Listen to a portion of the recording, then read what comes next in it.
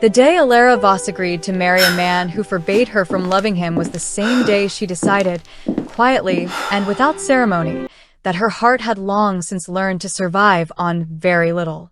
If this story already has you leaning forward, you are exactly where you are supposed to be.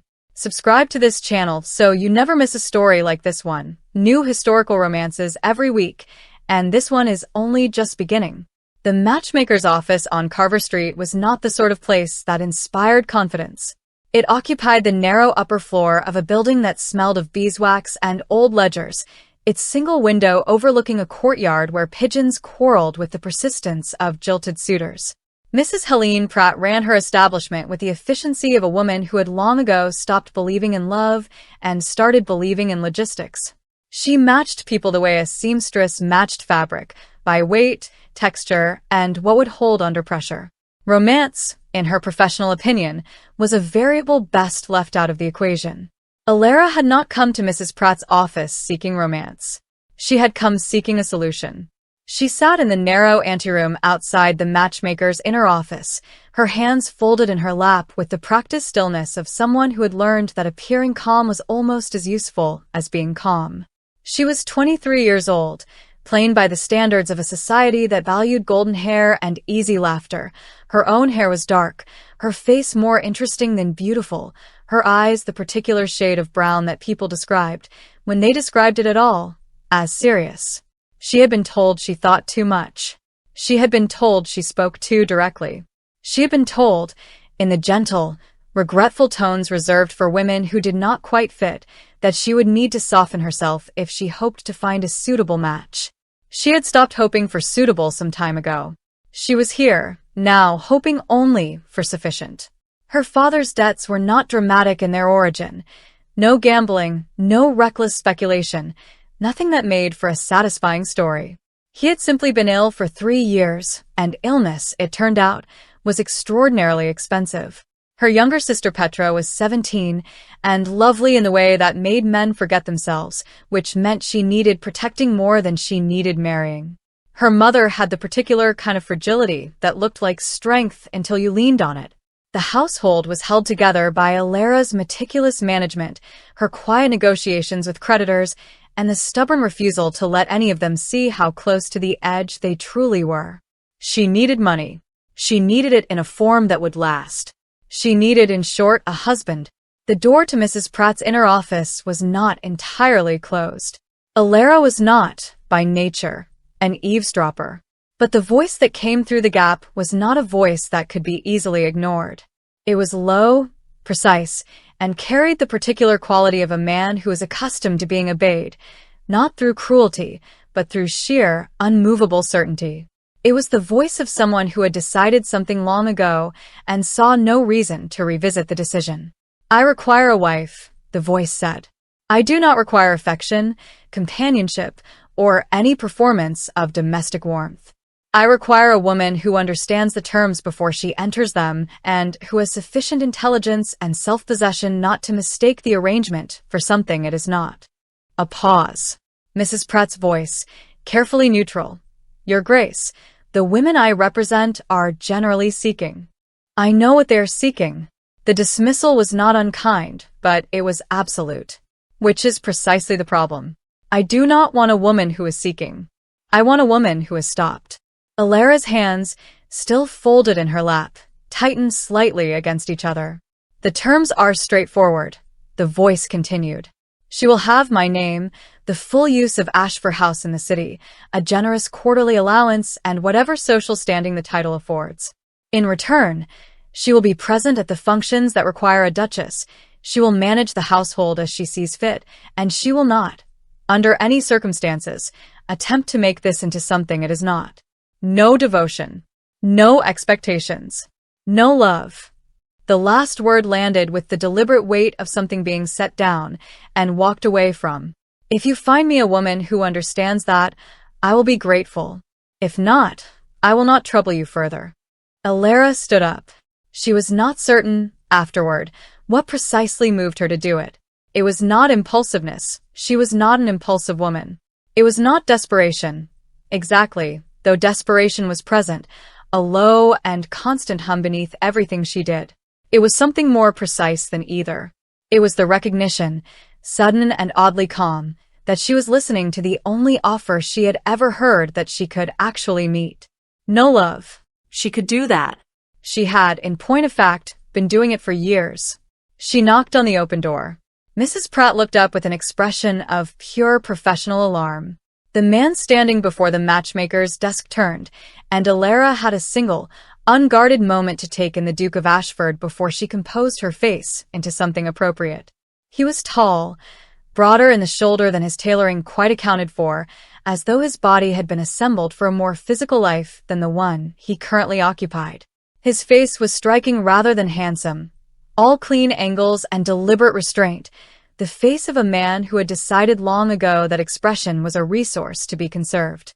There was a scar along his jaw, pale and old, that he made no effort to conceal. His eyes were gray, not the romantic gray of winter skies, but the practical gray of stone, and they regarded her now with the cool, focused attention of someone doing a rapid and thorough assessment. She met his gaze without flinching. "I apologize for interrupting," she said, and she did not sound apologetic, because she was not. "I am Alara Voss. I have been waiting in your anteroom, Mrs. Pratt, and I'm afraid I overheard rather more than I intended to." She paused. "I believe I am precisely the woman His Grace is looking for." The silence that followed was the specific kind that precedes either a disaster or a turning point. Mrs. Pratt made a small, strangled sound. The Duke of Ashford looked at her, really looked at her, with the gray, stone-steady eyes, and said nothing for a moment that stretched long enough to be uncomfortable for everyone in the room except, apparently, for him and for her. "You overheard," he said finally. "Enough. And you are not offended." "By what precisely?" she asked. "You stated your requirements honestly. That is more than most men manage." Something shifted in his expression, not warmth, exactly, but a fractional adjustment, like a door that had been presumed locked discovering it was merely closed. He turned to Mrs. Pratt. "Who is she?" "Miss Voss is. She came to me seeking." Mrs. Pratt appeared to be experiencing several professional crises simultaneously. "She is a gentlewoman. Her family is, Your Grace, I must counsel." "I have a father whose debts I am managing," Alara said, because she had decided that directness was the only currency she had in sufficient quantity to spend. "A mother and younger sister, who depend on me. I have no particular expectations from marriage beyond stability and honesty. I am educated, I am not romantic by disposition, and I have no interest in performing an emotion I do not feel." She paused. "You need a wife who will not love you. I need a husband who will not require it. That seems to me like a reasonable foundation for a transaction." The Duke was quiet for a long moment. "You are very composed," he said, "for a woman who has just proposed to a stranger." "You are very composed," she replied, "for a man who has just been proposed to." The fractional shift again. This time, it almost reached his eyes. "Miss Voss," he said, "I think you and I should have a conversation." And Alara Voss, who had come to Carver Street looking only for something sufficient, followed the Duke of Ashford into the inner office and sat down across from him, and did not yet know that she had just made the most consequential decision of her life. Neither did he. That, perhaps, was the most dangerous part of all. Mrs. Pratt was asked to leave her own office, which she did with the dignity of a woman who had witnessed stranger things in 30 years of matchmaking and had learned that the stranger things often produced the most durable arrangements. She withdrew to the anteroom, closed the door with pointed quietness, and presumably sat in the same chair Alara had recently vacated, contemplating the professional irregularity of what was unfolding on the other side of the wall. Inside, the Duke took the chair behind Mrs. Pratt's desk with the unconscious authority of a man who occupied space as though it had been designed for him. He did not ask permission. He did not apologize for it. He simply sat, and the room rearranged itself around him in the way rooms did when they recognized who was in charge. Alara took the chair across from him and folded her hands in her lap and waited. "You are not afraid of me," he said. It was not a compliment. It was an observation, offered with the same flat precision as his earlier terms, a fact being recorded, filed, considered for relevance. Should I be? She asked. Most people are. Most people, she said carefully, have something to lose. She paused, and then, because honesty had already carried her this far, she added, or something to gain by performing fear. I have neither. He studied her for a moment. Up close, the scar along his jaw was more visible. It ran from just below his left ear to the edge of his chin, old enough to have settled into the skin like something that had always belonged there. She did not look away from it. She suspected he noticed that she didn't. Tell me about the debts, he said. She did. She told him with the same clean economy she used for household accounts, the accumulated medical fees, the outstanding obligations to 3 creditors who had been patient past the point of patience, the mortgage on the house in Wiltshire that had belonged to her grandfather and that she was not willing to surrender, if any alternative existed. She told him the numbers. She did not tell him how frightened she had been, some nights, lying awake doing arithmetic in the dark. That was not relevant to the transaction. He listened without interrupting. When she finished, he was quiet for a moment, and then, and your sister. Petra is 17. She is. Ilara considered her words. She is the sort of girl who inspires immediate devotion in entirely the wrong sort of men. She needs time and protection and the kind of social standing that makes the right sort of men notice her instead. She does not need to be married off in a hurry to whoever will have her. She deserves better than that. And your solution is to marry in a hurry yourself. My solution, Ilara corrected evenly, is to marry with clarity. There is a difference. The Duke was quiet again. He had a quality of stillness that was not passive. It was the stillness of something coiled, of attention that had been directed inward and was capable, at any moment, of snapping outward with considerable force. She found herself respecting it, which surprised her. She had expected to find him cold. He was something more complicated than cold. My terms, he said at last, are not negotiable. You have not stated them yet, she pointed out. Not formally. Something that was not quite a smile moved across his face, and was gone before she could properly observe it. He reached into the breast pocket of his coat and produced a folded document, cream paper, closely written, the ink still fresh enough to suggest it had been prepared recently and with specific intent. He placed it on the desk between them and did not push it toward her. He left it precisely in the center, equidistant, and waited. She picked it up and read it. The document was thorough. It outlined, in language that managed to be both formal and remarkably direct, the full architecture of what he was proposing. His name and title extended to her in all legal and social respects. The debts, all of them, to the precise amounts she had just recited, to be settled within a fortnight of the marriage. A quarterly allowance that made her breath catch slightly before she controlled the response. The use of Ashford House in the city, fully staffed. Access to Gravenmore, his estate in Derbyshire, with the private east wing designated as her domain, separate from his own apartments. The expectation of her presence at no fewer than 12 formal social engagements per year, to be agreed upon mutually in advance. The rest of her time her own. And then, at the bottom, in language starker than everything above it, neither party shall represent the union as one of romantic attachment, to themselves or to each other. Neither party shall pursue romantic entanglement with the other. Neither party shall mistake the terms of this agreement for terms they are not. Should either party find themselves unable to honor the above, they are to notify the other with adequate discretion, and the arrangement shall be revisited. Love is not a condition of this agreement, and shall not become one. Ilara read the final paragraph twice. Then she set the document down, precisely where he had placed it. You had this prepared before you came today, she said. I had it prepared some time ago, he said. I have visited Mrs. Pratt on 3 previous occasions. I have not found, until today, anyone who did not require some version of hope to be kept alive in them. It seemed unkind to proceed. The admission landed unexpectedly. She had not anticipated kindness from him.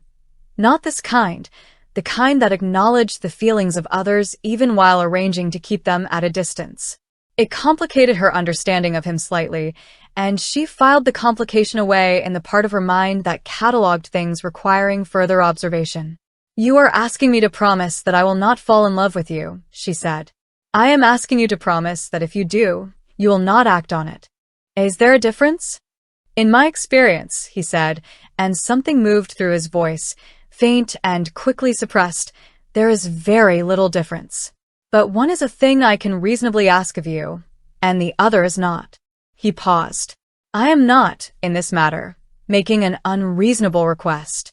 I am making an honest one." Alara looked at him, at the stone-gray eyes, the old scar, the careful and total containment of a man who had built his composure the way one builds a wall, brick by brick, after something has gotten through. She did not know yet what had gotten through. She suspected, from the precision of his contract and the particular quality of his warning, that it had been significant. "And your own promise?" she asked. "You have written mine into the document. Where is yours?" He was still for a moment. Then he said, "I have never been in danger of loving anyone." "That is not a promise." A beat. "No," he agreed. "It is not." She reached across the desk and picked up the pen that rested in Mrs. Pratt's inkstand. She looked at him one more time because it seemed like the sort of moment that should be marked by something, even if only by the brief acknowledgement of what it was. Two people sitting across from each other in a borrowed office, deciding to build a life on the understanding that they would not build it on anything fragile. "I have one condition to add," she said. He waited. "My sister," Alara said. "When the time comes and she is ready, you will use whatever influence is necessary to ensure she is introduced to society properly, presented with the standing that marriage to you will afford. You will not treat her as an obligation. You will treat her as someone who deserves to be settled well." He regarded her for a long moment. "You are negotiating on behalf of your sister before you have agreed to anything yourself." "I am negotiating for the thing that matters most to me before I sign anything," she replied. "Which is, I believe, what you would do." Something shifted in his expression, not the fractional adjustment she had observed before, but something slightly larger, something that had not quite been anticipated. He held it for only a moment, and then it was gone. "Agreed," he said. Alara signed the document.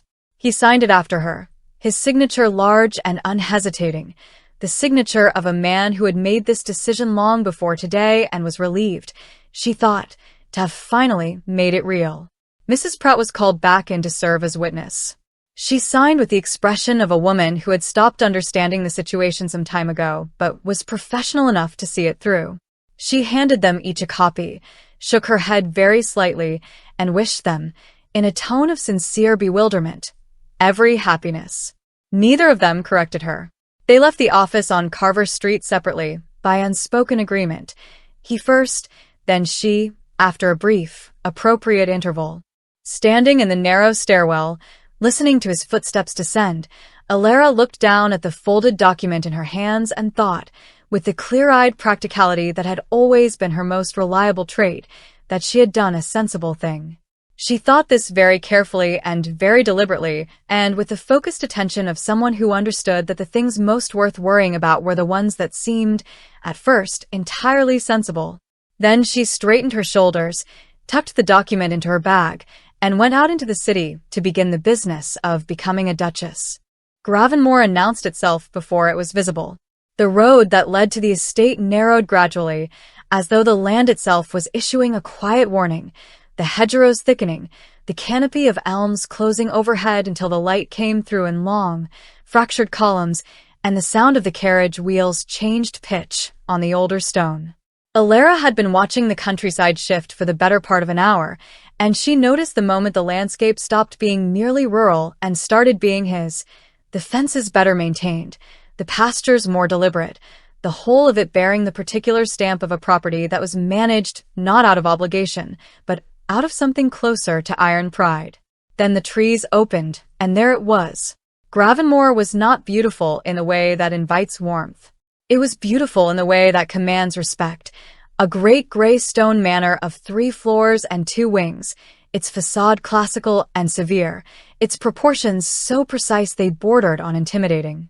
The windows were tall and many, which should have made it feel open, but at this hour, in the flat November light, they reflected the sky back at the carriage with a blankness that gave nothing away.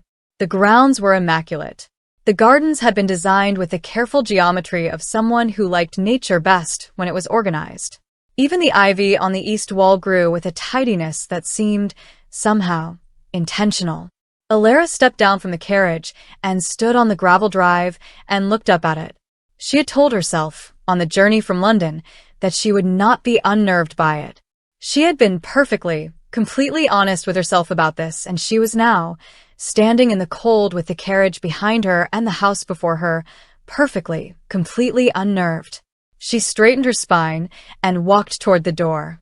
The household staff were assembled in the entrance hall in the formal line that tradition required.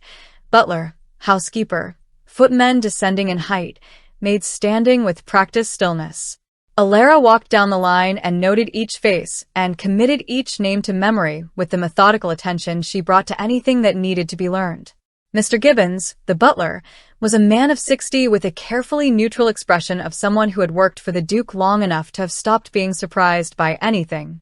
Mrs. Caldwell, the housekeeper, was perhaps 50, trim and capable-looking, with eyes that assessed Alara in a single, comprehensive sweep and then relaxed by the smallest possible degree, as though she had asked a question and received an acceptable, if provisional, answer. The Duke was not present. He had ridden ahead the previous day, a detail communicated to Alara through a solicitor, not through him directly, in the brief and practical correspondence that had characterized their 3-week engagement. The wedding itself had been a quiet affair, a small church in the city, 2 witnesses, and a ceremony conducted by a vicar who had the good professional sense not to dwell on the portions of the service that asked the parties to make declarations neither of them was prepared to make sincerely. Alara had said what was required.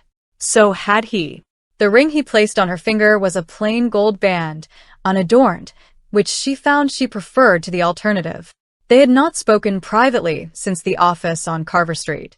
She had thought about that on the carriage ride. She had thought about it the way one thinks about a mathematical problem that has been correctly solved but whose solution still feels, somehow, incomplete, as though the working was right but a variable had been omitted. Mrs. Caldwell, Alara said, when the introductions were done, I would like a tour of the house if you are available. A very brief pause. Something moved through the assembled staff, not quite surprise, but the cousin of it. She suspected, from this, that her predecessors in this position, which was to say, women who had visited with some hope of becoming predecessors, had generally been installed in a sitting room with tea and left to look decorative until the Duke appeared. Of course, Your Grace, Mrs. Caldwell said, and if she registered any surprise at being asked, she was far too professional to show it. The tour took 2 hours. Gravenmore had 43 rooms in active use, and a further 12 kept closed, the shutters drawn, the furniture sheeted. Alara noted which rooms these were and asked, without particular emphasis, how long they had been closed. Mrs. Caldwell's answer, some years, Your Grace, His Grace's preference, told her approximately what she had expected it to tell her. The house had been sealed around its owner's grief in the methodical, unconscious way that households absorb the states of the people who govern them. The closed rooms were not dusty. Mrs. Caldwell would never permit dust, but they were held in a suspension, a careful arrested state that had the quality of a breath being held indefinitely. The library was not among the closed rooms. It occupied the full length of the north wing's ground floor, a long, high room with shelves that rose to the ceiling and a rolling ladder on each wall, and windows that looked out onto the formal garden. It smelled of leather and old paper and the particular quality of accumulated thought. Alara stood in the doorway and felt, for the first time since arriving at Gravenmore, something ease in her chest. This room is used, she asked. Daily, Your Grace, Mrs. Caldwell said. By His Grace, most evenings. And by any member of the household who has interest in reading. A slight pause. His Grace has always permitted it. Alara filed this away, with the earlier complication. The East Wing, designated as her domain in the terms of their agreement, occupied the upper 2 floors of the house's eastern arm. It had a sitting room, a bedroom of considerable size, a dressing room, a small study that looked out over the kitchen garden, and a bathroom that had been recently updated with the kind of practical modernity that suggested someone, his solicitor, most likely at the Duke's instruction, had thought about what she would actually need rather than what would be most decorative to provide. The furniture was good, the linens were fresh, and a fire had been laid in every room. She stood in the center of the sitting room and looked around it and recognized, with a clarity that sometimes came to her at unexpected moments, that she was standing in the entirety of what she had been promised. The space was here. The security was here. The arrangement was functioning precisely as contracted. It felt, she noted carefully, and without self-pity, very quiet. She unpacked her own books first. She was arranging them on the shelf above the study desk when she became aware that the quality of sound in the house had changed. A door somewhere below, the particular cadence of footsteps that were not a servant's. She recognized it without having heard it more than twice. The deliberate, unhurried rhythm of someone who had never needed to hurry because the space had always been his. She did not go down. She was not, she told herself, avoiding him. She was simply allowing him the opportunity to establish that the house was operating as agreed, separately, without imposed proximity, each party occupying their designated domain without encroachment. It was the sensible thing. It was also, she acknowledged, somewhat less convincing as a rationale than she would have preferred. She met him at dinner. The dining room was set for two at opposite ends of a table long enough to seat 20, which was either an oversight or a statement. She chose to treat it as an oversight. The Duke entered at the same moment she did, from the opposite door, which suggested that either their timing was coincidentally matched or that Mr. Gibbons was very good at his job. He looked as he had looked in Mrs. Pratt's office, contained, unhurried, the scar visible in the candlelight, and he stopped when he saw her and assessed her with the same brief, comprehensive attention as before. "You toured the house," he said. "I did. Mrs. Caldwell mentioned you asked questions about the closed rooms."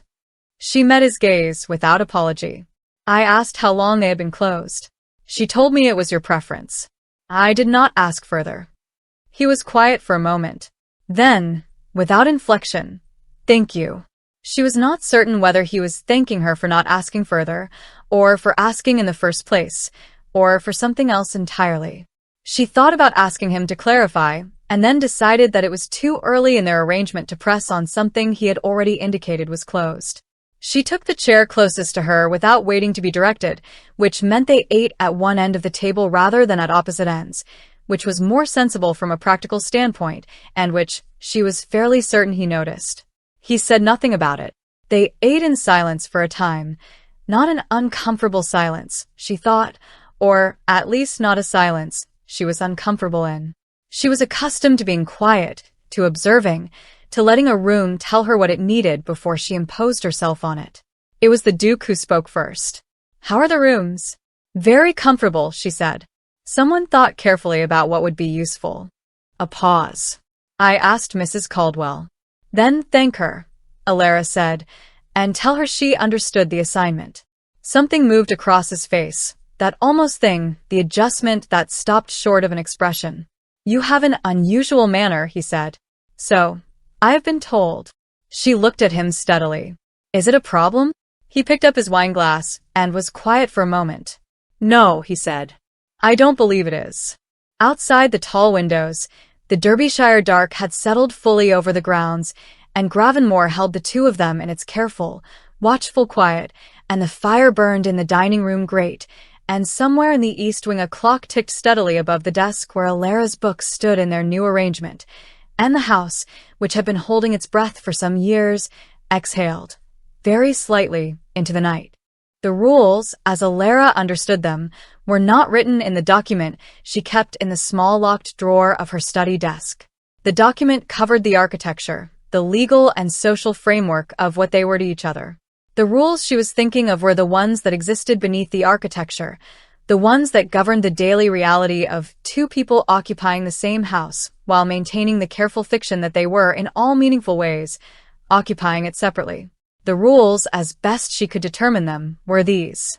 Breakfast was taken alone, each in their respective quarters, at whatever hour suited. Dinner was taken together in the dining room because appearances required it when guests were present and because the alternative, eating alone every evening at opposite ends of the estate, had already proven itself on the first night to be the kind of pointed solitude that felt less like independence and more like performance. Lunch was irregular, negotiable, and did not yet have an established protocol. The library was his in the evenings. She did not intrude on the evenings.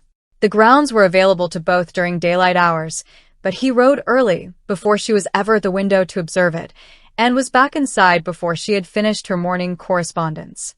Their paths, in short, were designed to cross only where necessity or politeness required, and to diverge everywhere else. It was a reasonable set of rules. She respected reasonable things. The rules began to bend on a Tuesday in the second week of November, at 11:30 at night. She had not been able to sleep. This was not unusual. She had never been a reliable sleeper, and new houses had their own particular vocabulary of sounds that took time to learn. Gravenmore at night was not silent. It settled and shifted and occasionally produced from somewhere in the older stonework a deep, resonant creak that sounded, the first time she heard it, like a door opening, and the second time like something large turning over in its sleep. She had been lying in the dark for 2 hours cataloging these sounds and cross-referencing them with their probable structural explanations, which was both an effective way to demystify a new environment and an extremely ineffective way to fall asleep. Eventually, she gave up. She put on her robe and her warmest slippers, took the candle from her bedside table, and went downstairs to the library. She was not thinking about the rule. Or rather, she was thinking about it and had determined that it was an evening rule in the spirit of occupied hours, and that 11:30, in the particular silence of a house whose occupant had presumably retired hours ago, did not constitute an occupied evening in any meaningful sense. She pushed open the library door and stopped. The fire was lit. Not banked, lit, actively, the kind of fire that had been tended recently. The lamp on the large central table was burning at full height, and beside it, surrounded by an arrangement of open books that had the organized disorder of a project in active progress, sat the Duke of Ashford in his shirt sleeves. He looked up. She stood in the doorway in her robe and her warmest slippers and her candle, and the library held them both in the amber light, and neither of them spoke for a moment that stretched precisely long enough to be noticed. "I didn't know you would be here," she said. "I am here most nights," he said. He did not say it as a reprimand. He said it as a fact, offered plainly, with only the faintest addition of something that might, in a different man, have been wry. "I couldn't sleep," she said. "Nor could I." A beat. She looked at the arrangement of books on the table. She could not help it. It was the most natural thing in the world for her eyes to go to books, and noted that they were scientific in nature, a mixture of natural philosophy texts and correspondence that appeared to be technical in character. She had not expected that. She filed it away. "I'll use the small reading room off the hall," she said, beginning to withdraw. "There is no fire there," he said. "It won't have been lit." She paused. "You can use the library," he said, and the words were straightforward, undecorated, offered in the same tone he might use to instruct a footman about a practical logistical matter. "I am at the other end of it. The shelves nearest the door are largely catalogues and indexes. The literature is in the second and third alcoves on the left." She stood in the doorway for another moment, in which she briefly considered the various implications of accepting, and then decided that she was cold, and the fire was lit, and she had already been told where the literature was. She went to the second alcove on the left. She found what she was looking for, a collected volume of natural history essays she had noticed on her first tour and had been thinking about since, and took it to the chair nearest the fire, which happened to be at her end of the room, a reasonable distance from the central table where he was working, and settled in with a candle on the side table beside her, and the fire warm against her feet. For a time there was only the sound of the fire and the occasional turn of a page, hers more frequently than his, she noted, which suggested he was reading with the focused attention of someone working rather than someone leisuring. It was, she thought, after perhaps 20 minutes, a surprisingly companionable silence. It was the books that made it possible. She had always found that shared reading created a different quality of shared space, less intimate than conversation, less isolating than true solitude. The presence of another person engaged in their own interior world had a particular texture that she had missed without quite knowing she was missing it. Her father, in better years, had read in the evenings. She had often sat with him. It had been the version of closeness she had been most comfortable with. She did not apply this observation to the current situation. She simply noted it. "What are you reading?" he asked. She looked up. He had not looked up himself. He was still focused on the text before him. But the question had been asked, and it was the first voluntarily offered social question she had heard from him that was not functionally administrative. "Natural history essays," she said. Pennant's collected observations. "Do you know them?" "I know of them." Now he did look up, briefly. "You have an interest in natural history?" "I have an interest in most things," she said. "Natural history in particular. I find taxonomy satisfying. There is something reassuring about the project of naming and organizing the world." Something in his expression shifted by the degree she was beginning to recognize, the fractional adjustment, the almost response. "Most people find taxonomy tedious." "Most people find a great many useful things tedious," she said. "It doesn't reflect well on the things." This time the adjustment went slightly further. Not a smile, she would not have called it a smile, but the shape of one, briefly visible, before it was recalled to order. He returned to his work. She returned to hers. An hour passed in this way, comfortable, quiet, neither of them pressing the other, the fire settling and the library holding its amber warmth around them. She finished 2 essays and started a third. She heard him make a low sound at one point, not quite frustration, not quite satisfaction, and turn back several pages in whatever he was reading, which suggested he had found something that complicated his earlier thinking, and she felt a flicker of intellectual sympathy that she recognized as the specific warmth one feels for someone wrestling with a difficult problem. She did not mention this to him. At some point past midnight, she became aware that he had gone still in a way that was different from his usual working stillness.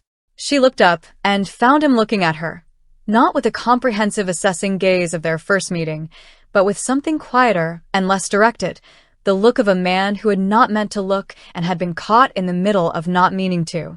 He returned to his work immediately. She returned to hers.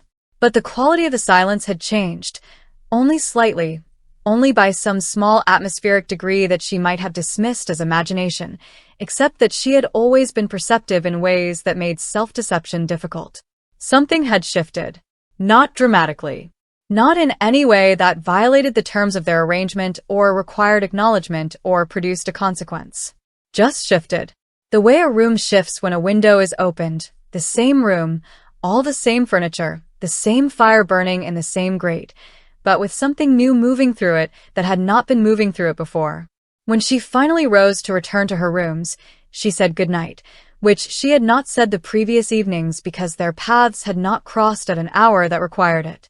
He said goodnight in return, his eyes already returned to his books, his voice carrying the same unhurried flatness as always, but with, she thought, a very slight and probably imperceptible alteration in its quality that she chose not to analyze. She went upstairs. She slept, that night, considerably better than she had slept since arriving at Gravenmore. She told herself it was the warmth of the fire that had settled her. She was almost entirely sure that this was true. Almost entirely. The next Tuesday, when she could not sleep, she went to the library again. The fire was lit. The lamp was burning. He was there. Neither of them remarked upon it. The Tuesday after that, she went again. He was there. By the 4th week, she stopped thinking of it as the library being his in the evenings and started thinking of it, quietly and without ceremony, as the place they both went when the night got too large for sleeping. She did not examine this shift too closely. She was, after all, a practical woman. She told herself that, too. The scar had a story. She had known this from the first moment she saw it, not because scars always had stories, though they did, but because of the way he wore it. Not with shame, not with defiance, but with the particular neutrality of a man who had decided, at some point, that the thing had happened and was now simply part of the landscape of his face, and he would no more apologize for it than he would apologize for the line of his jaw or the gray of his eyes. She respected that. She was also, beneath the respect, quietly and persistently curious. She did not ask. She had learned, in the 5 weeks since arriving at Gravenmore, that there were questions the Duke would answer directly if asked plainly, and questions that would produce in him a very slight and very controlled withdrawal, not rudeness, not coldness exactly, but the specific quality of a door being moved to without being closed, positioned as a reminder that the room beyond was not currently accessible. She had catalogued the categories. Household matters, open. The estate's management, its history, its tenants, open and occasionally animated with a precision that told her he cared about it deeply. His work, the natural philosophy texts, the correspondence with what appeared to be a network of scientific minds across the country. Open, and here he was most fully himself. She thought most present, the careful containment loosening slightly at the edges when the subject engaged him. His past, the door moved to, held there, waiting. She was not, she told herself, trying to open the door. She was simply noting its position. The information came not from him but from the house itself, which, like all old houses, had a memory longer than its occupants intended. It was Mrs. Caldwell who gave her the first piece, and not deliberately. They were reviewing the arrangements for a small dinner Alara had proposed, the first social engagement she had suggested since arriving, modest in scale, limited to a handful of the local gentry whose acquaintance she had been gradually making on her morning walks into the village.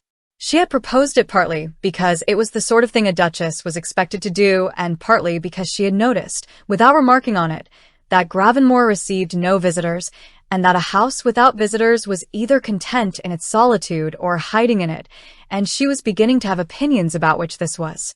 She was going over the menu with Mrs. Caldwell in the housekeeper's sitting room when she mentioned, in passing, that she thought the blue drawing room would be the most suitable space for the evening. Mrs. Caldwell was quiet for a moment, just long enough to be notable. "That room has not been used for entertaining in some time, Your Grace," she said carefully. "How long?" Another careful pause. "For years." Alara looked at her.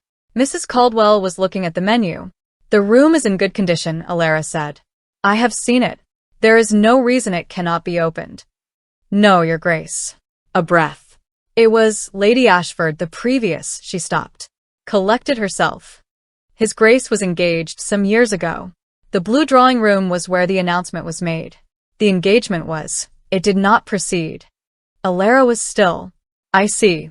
I mention it only because His Grace may have preferences regarding that particular room that he has not communicated to you directly." Mrs. Caldwell's voice carried the careful neutrality of a loyal servant navigating the space between her employer's privacy and his wife's legitimate authority. "It is entirely your decision, of course, Your Grace." "Of course," Alara said. She looked at the menu for a moment. "We will use the green drawing room instead. The light is better in the afternoon in any case."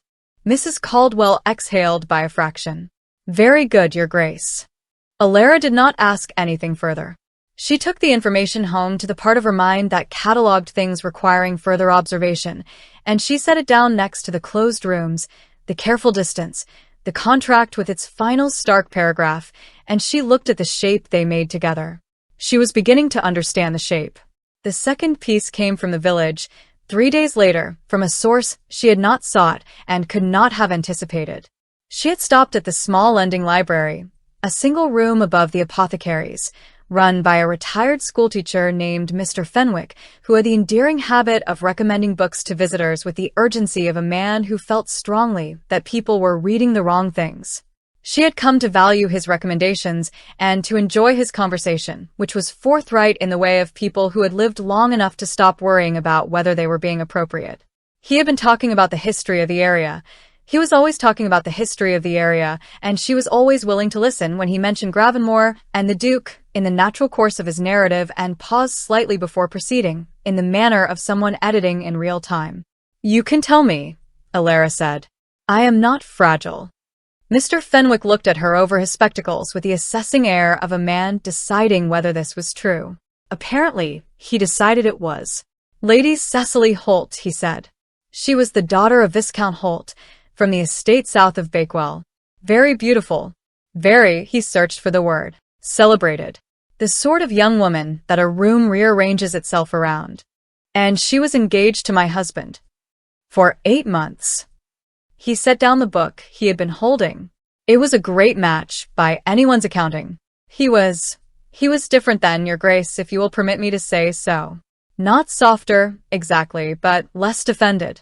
He was 26, and the estate was newer to him, and he had not yet. Another pause. The engagement was broken. By her. At a dinner party. The announcement of the broken engagement, that is. Publicly. He looked at her steadily. It was not conducted with any great care for his dignity. Alara was quiet. She married Lord Fenmore within 4 months, Mr. Fenwick said, which suggested that the situation had been resolved before the announcement was made public. He cleared his throat.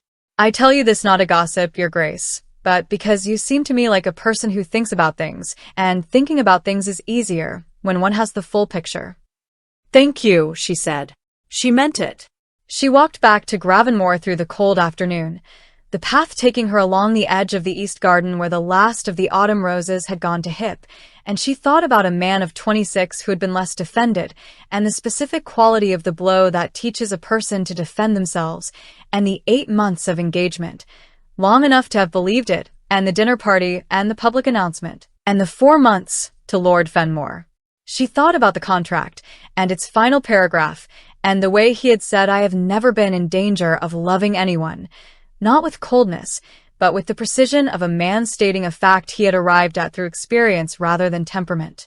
She thought about the scar, which was on his jaw, and not on his heart, but which she was beginning to understand had a companion. That evening, in the library, she found him in his usual place at the central table, the lamp burning, a letter before him that he was reading with the focused stillness of deep concentration.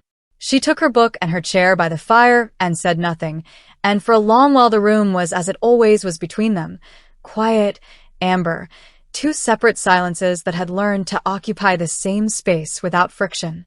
It was later, much later, the fire burned lower, the house entirely settled around them, that she said, without looking up from her page, I went to Mr. Fenwick's lending library today. I know of it, he said. He told me about Lady Cecily Holt.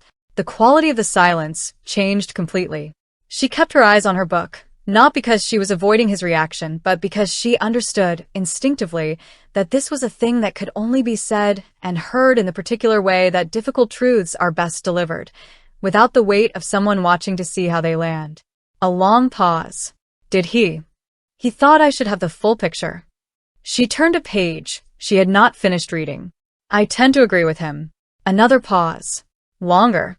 She heard him set down his pen. It is not, he said, and his voice was careful in a way she had not heard it before. Not cold, not shuddered, but careful the way one is careful with something that still has the capacity to hurt. A particularly original story.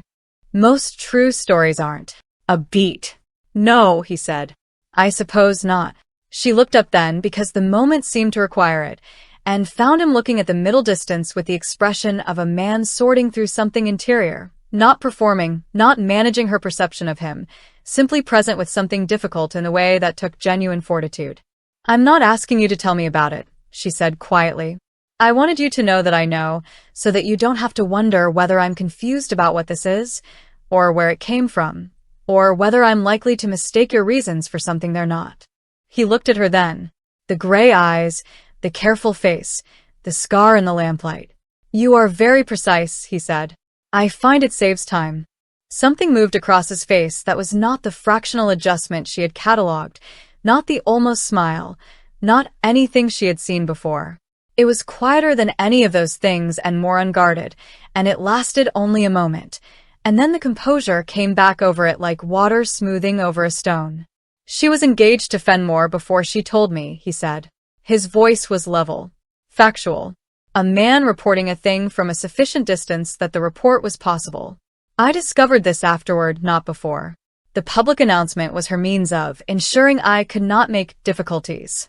He paused. I would not have made difficulties. But she did not know me well enough to know that. Another pause.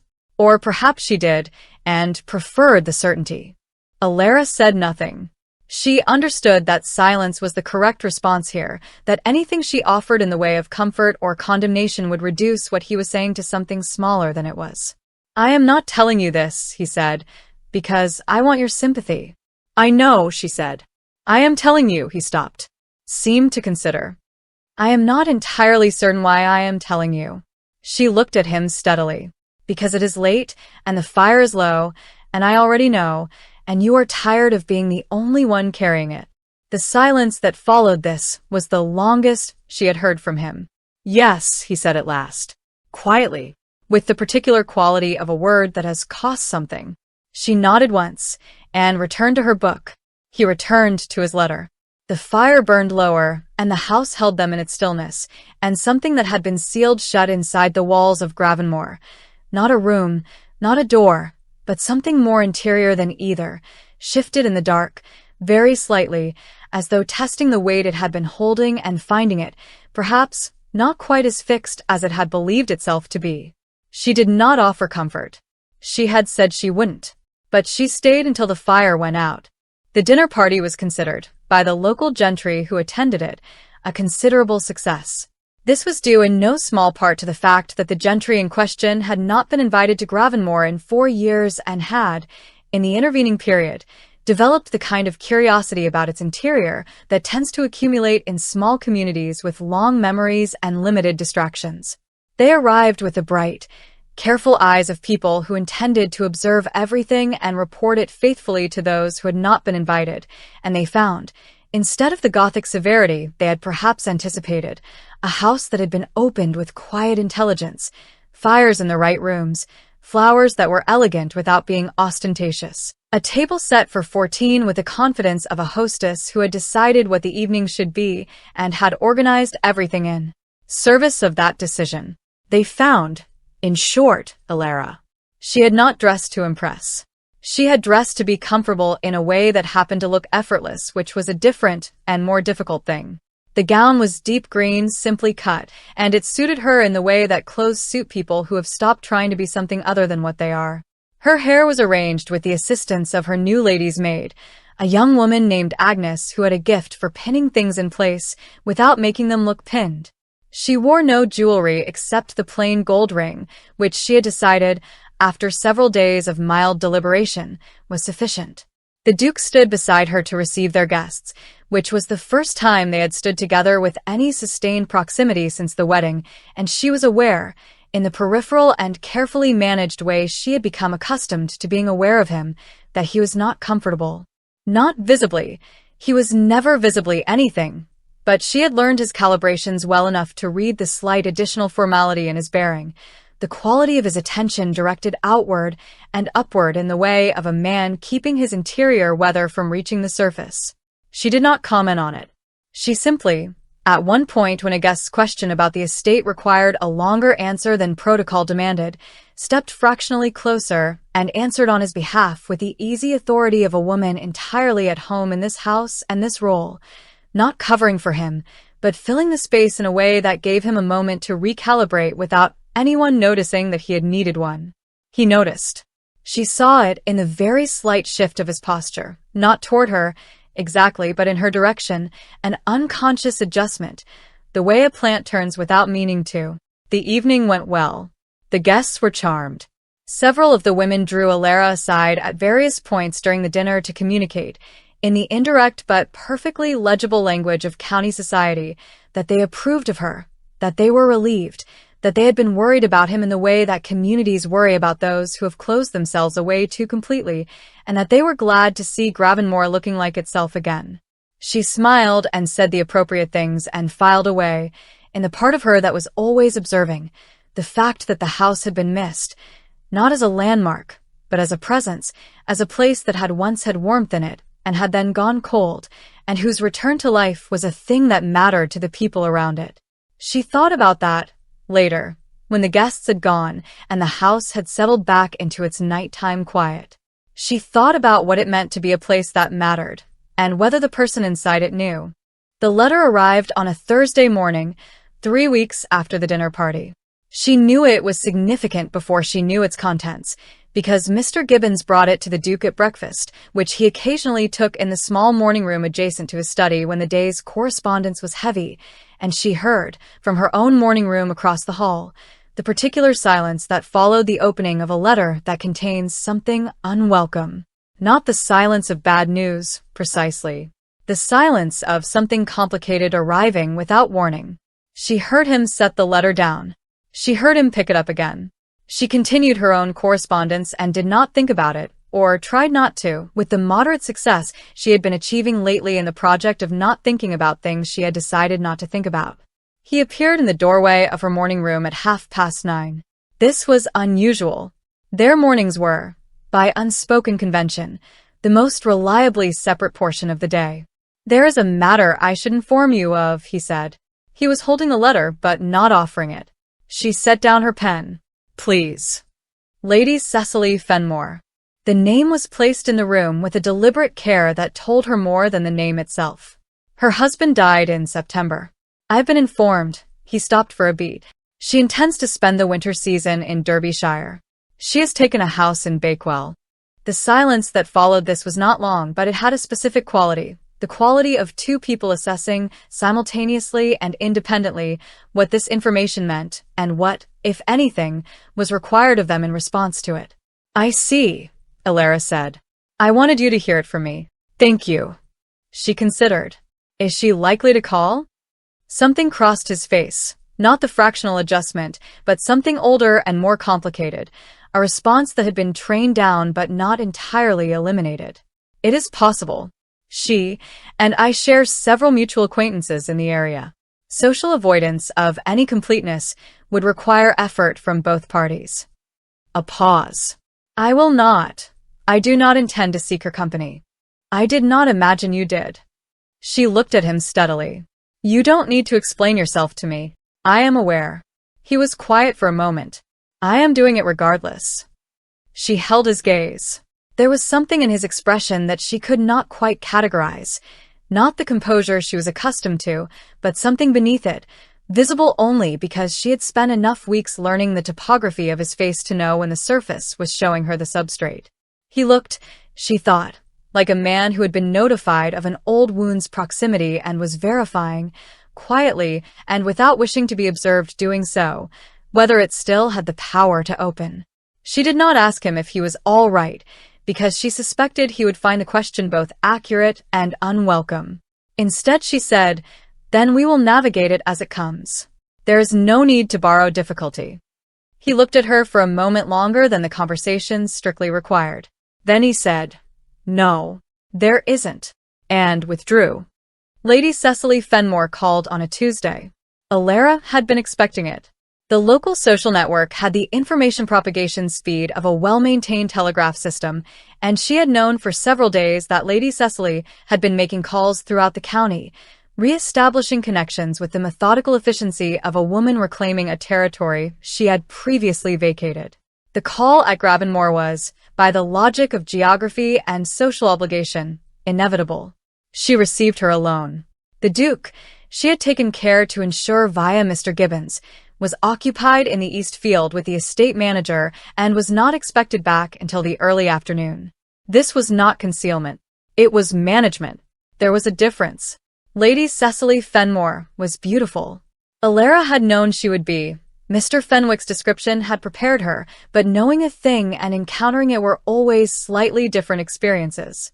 She was perhaps 30 now, with the golden hair and fine features that the word celebrated had been invented to describe, and she moved through the blue drawing room, which had been opened for this occasion, because Alara had decided that the room was a room and would remain one, with the unhurried grace of a woman entirely accustomed to being the most arresting presence in any space she occupied. She was also, Alara noted within approximately 4 minutes of her arrival, extremely intelligent. This was perhaps the most important thing about her, and probably the thing most frequently overlooked, because beauty of that particular order tended to draw the eye so completely that the mind behind it went unexamined. Lady Cecily's conversation was light and social on its surface, and precisely calibrated beneath. She gathered information the way a skilled card player gathers tells, with a naturalness that disguised the collection entirely. Within those 4 minutes, she had established that the marriage was recent, that the household was being run with competence, and that Alara was not what she had expected. Alara could see her recalibrating. "You have done wonderful things with the house," Lady Cecily said, with the warm imprecision of a compliment designed to communicate approval without specifying its object. "It feels quite alive again." "I find that houses respond well to being used," Alara said pleasantly. "They are built for occupation, after all." A slight smile. "And Lord Ashford, the Duke." The correction was smooth, but it was a correction. The use of the wrong title, however brief, was not accidental. "He is well." "Very well, I thank you." "He always preferred the country to London," Lady Cecily said, with the ease of someone reaching back into a shared history. "I expect you find it suits you both." She looked around the room, not at the furnishings, Alara thought, but at something else, something interior, a private inventory being taken. "I have always thought Gravenmore one of the finest estates in Derbyshire." "I agree," Alara said. "I consider myself very fortunate."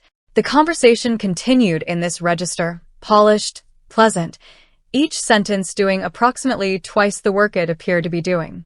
Tea was brought. Compliments were exchanged.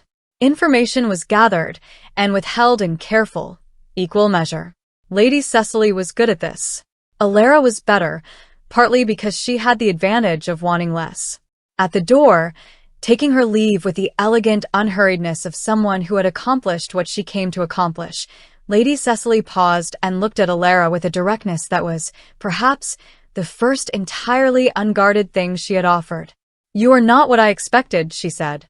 "I rarely am," Alara replied. "I find it useful." Something moved through the other woman's expression.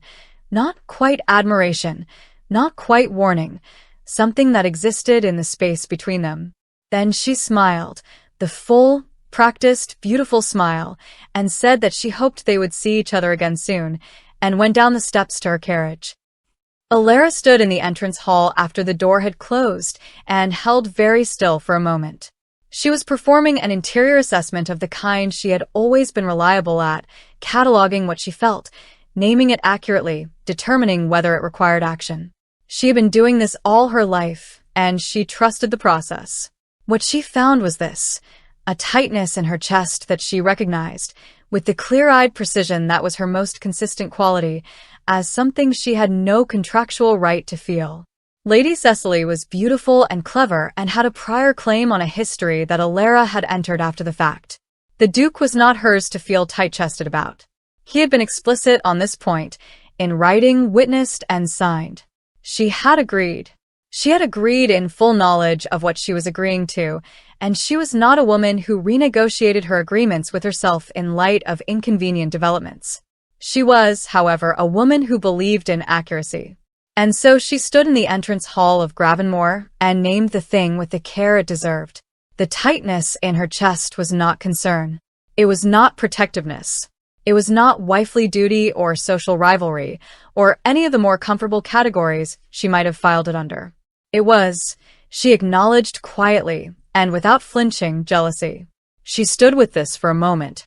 Then she straightened her spine, walked back to her morning room, and sat down at her desk, and picked up her pen, and continued the correspondence she had been interrupted from, and did not think about it. She did not think about it with the focused, sustained effort of a woman who had identified a problem she was not yet ready to solve. Outside the tall windows, the Derbyshire afternoon was cold and pale, and somewhere on the east field, her husband was walking the land that was his and not thinking about her, as agreed. She told herself she was glad of it. The incident at the Hargrove Assembly Rooms was not, in itself, a significant event. In the catalogue of social humiliations available to a woman navigating the particular minefield of county society, it ranked somewhere in the middle range. Not devastating, not trivial, the kind of thing that left a mark without leaving a scar. But it was the kind of middle-range thing that revealed, in the revealing of it, something about the people present that could not afterward be unknown. The Hargroves held their winter assembly on the second Friday of December, which was early enough in the season to feel festive and late enough in the year to feel necessary. The county had been indoors for weeks and was beginning to develop the specific restlessness of people who needed to see each other in good clothes and remember that civilization was ongoing. Alara attended with the Duke, as the calendar of 12 agreed social engagements required, and they arrived together and separated in the natural way of a couple whose togetherness was functional rather than demonstrative, and for the first hour the evening proceeded without incident. Lady Cecily was there. Alara had expected this. She was in rose silk and was surrounded, as she generally was, by a constellation of people drawn into her orbit by the simple gravitational force of her presence. Alara noted her location with the precision of someone tracking a variable that might become relevant, and then directed her attention elsewhere, which was a thing she was becoming practiced at. The incident occurred in the small anteroom adjacent to the main assembly hall, where the older ladies gathered to sit, and the younger ones passed through on their way to and from the supper room. Alara had gone to fetch her shawl from the cloakroom and was passing back through when she found herself in the middle of a conversation that stopped at her arrival in the particular way that conversations stop when the subject of them has unexpectedly appeared. There were 3 women. She knew 2 of them slightly, Mrs. Alderton, who was the wife of a local magistrate, and Miss Prue Calloway, who was 19 and had not yet learned to be subtle. The third was a woman she did not recognize, visiting from somewhere to the south, whose name she later learned was Mrs. Brentfield. It was Mrs. Brentfield who recovered first, with the smooth social instinct of a woman practiced in close calls. "Your Grace," she said warmly, as though the preceding conversation had been entirely innocuous and the sudden silence had been a coincidence of timing. "We were just saying how very charmingly you've settled in at Gravenmore." Alara looked at her, then at Mrs. Alderton, who had the decency to look somewhat uncomfortable, then at Miss Calloway, who had not yet mastered her expression and whose face was still carrying a residue of something, amusement, or its cousin, that she was working to reassemble.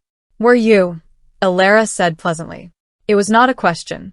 Mrs. Brentfield proceeded, undaunted. "It must be such an interesting position," she said, and the word interesting did a great deal of work in the sentence. "Coming in after, well, the circumstances being what they are. One imagines it requires a particular kind of," she paused, with the timing of someone who enjoyed pauses, "practicality." The implication was exquisitely constructed. It managed to convey, without stating, that Alara's marriage was known to be unconventional, that unconventional in this context meant deficient, and that the deficiency was Alara's rather than the arrangement's. It was delivered with such practiced social smoothness that refusing it directly would have required Alara to make explicit what was currently only implied, which was its own kind of trap. Alara was quiet for a moment. Just a moment. "I find," she said, with the same pleasantness, "that most worthwhile things require practicality. Houses, marriages, conversations." She let the last word land without emphasis. "If you'll excuse me." She walked back into the main room with her spine straight and her expression composed, and the specific interior temperature of a woman who has handled something adequately and knows it, and is still, despite this, aware of a heat behind her sternum that adequacy has not entirely addressed. She did not look for the Duke. She went to the corner of the room where Mrs. Fenwick, the schoolteacher's wife, a comfortable woman with excellent instincts, was standing, and she joined her conversation, and she was listening to a description of the Fenwick's eldest son's recent prospects when she became aware, peripherally, that the Duke had appeared beside her. She had not seen him approach. He was simply, suddenly, there, standing at her shoulder with a contained, unhurried presence that was his natural mode, except that there was something in his bearing that was fractionally different, an additional stillness, the stillness of a man who has witnessed something from across a room and has crossed it with a specific intention that he is managing not to make visible. He exchanged a few words with Mrs. Fenwick with the correct social ease. Then, in a pause in the conversation that he created with the subtle authority of a man accustomed to creating them, he said to Alara, quietly and for her alone, "Are you all right?" It was not quite a question. It had the form of one but the weight of something more direct, an observation presenting itself as inquiry, giving her the option to deflect. She looked at him. "Perfectly," she said. His jaw tightened by a degree she would not have noticed 3 weeks ago. "I saw you come from the anteroom." "There was a brief unpleasantness," she said, keeping her voice light. "I managed it." "I know you managed it." The words were quiet and without inflection, but something beneath them had an edge. She was not accustomed to hearing from him. "That is not what I asked." She held his gaze for a moment. "I am fine," she said. It was nothing I have not encountered before in some form. He was still for a moment. Then he did something she had not anticipated. He turned, very slightly, so that he was positioned between her and the room in a way that was not dramatic, not obvious, not a gesture anyone watching would have found remarkable, but which was, unmistakably, deliberate. He was not shielding her. He was simply placing himself, with the quiet decisiveness of someone who has made a choice, at her side. They stood like that for the remainder of the conversation with Mrs. Fenwick. He did not touch her. He did not make any further reference to the anteroom or its occupants. He simply stayed, with a particular quality of presence that was his most natural form of communication. Not words, not gestures, but the unambiguous physical fact of where he had chosen to put himself. She found this more affecting than she would have preferred. On the carriage ride home, the dark Derbyshire road unreeling before them and the lamp inside casting its small warm circle of light, he said, "Mrs. Brentfield is a visitor from Bath. She is here through the new year. She is a close acquaintance of Lady Cecily's." He paused. "I thought you should know." She turned to look at him. He was watching the window, his profile composed, the scar pale in the lamplight. "Thank you," she said. "It will not happen again," he said. "You cannot guarantee that. I can make it considerably less likely." Something in his voice had the quality of a decision being announced rather than a possibility being floated. "There are social mechanisms available to me that would discourage a repetition. I intend to use them." She looked at him for a moment. "I don't need you to fight for me." He turned from the window then. The gray eyes in the lamplight, direct and undeflected. "I am aware that you don't need it," he said. "That is not the point." The carriage was quiet for a moment. "Then what is the point?" she asked, and her voice was quieter than she intended. He held her gaze for a long moment, and she watched him approach the answer and then retreat from it, the way she had seen him approach difficult things before, with the honesty of a man who meant to be truthful and the caution of a man who had learned what truths could cost. "I don't know yet," he said, "but it is not nothing." She looked at him for a moment longer, and then looked away, back to the dark window and the dark road, and the carriage moved through the Derbyshire night with the two of them sitting in their small circle of lamplight, closer than their agreement required, and neither of them moved to correct the distance. She was angry with him in the morning. She recognized this as irrational. He had done nothing wrong the previous evening, nothing that any reasonable assessment could fault, and this irrationality was itself part of what was making her angry, because Alara did not like being irrational, and she liked even less the specific kind of irrationality that announced, without her permission, that something had changed in her interior landscape. She went to find him before she had quite decided she was going to. He was in the study, the door open, a map of the eastern fields spread across the desk. He looked up when she appeared in the doorway and waited, in the particular way he waited, without impatience, without filling the silence, simply present and attending. "Last night," she said. "Yes. You shouldn't have intervened." She could hear that this was not precisely what she meant, and she pushed past it. "That is, I understand what you did and why, and I am not ungrateful. But you standing at my shoulder like a statement it." She stopped. Started again. "People noticed. People will draw conclusions." "Let them," he said. The simplicity of it stopped her. "Let them," he said again, and his voice was the same as always, level, unhurried. But there was something beneath it that was different, something that had not been in it 3 months ago, something that had been growing in the way that things grow in cold climates, slowly below the surface, with the stubborn quiet of whatever refuses to be stopped by frost. "That is not what we agreed," she said, and hated as she said it. How much it sounded like a reminder she was giving herself rather than him. "No," he said. "It isn't." She looked at him. He looked at her.